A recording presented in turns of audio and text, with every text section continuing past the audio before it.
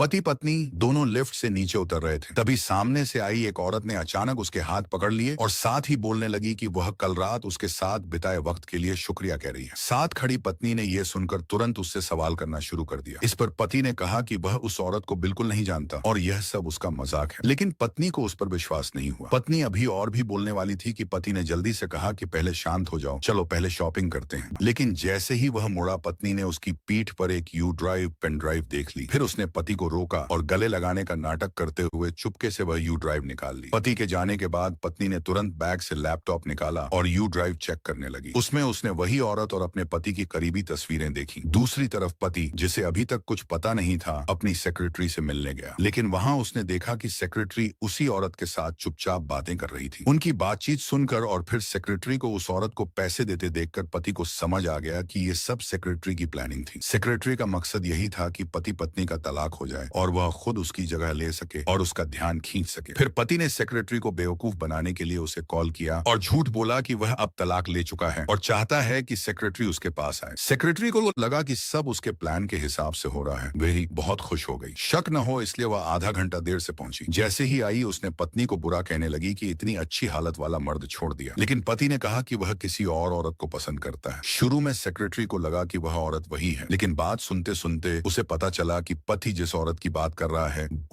वही है जो लिफ्ट में मिली थी। ये सुनकर सेक्रेटरी को गुस्सा आ गया और उसने सोचा कि वह औरत उससे उसका आदमी छीन रही है। गुस्से में उसने उस औरत को खींचकर बाहर निकाल लिया। इसी दौरान अचानक पति की पत्नी भी वहां आ गई। पत्नी ने कहा, देखा, मैंने पहले ही कहा था, अब तुम ठुकरा दी गई हो। मैं गारंटी देती हूँ कि तुम्हारे जैसे धोखेबाज को कभी भी काम नहीं मिलेगा। सेक्रेटरी ने आखिरी बार सफाई देने की कोशिश की, लेकिन पति ने कुछ भी सुनने से मना कर दिया और पत्नी के साथ वहां से चला गया। आखिर में सेक्रेटरी का सारा प्लान फेल हो गया और उसे भारी नुकसान उठाना पड़ा।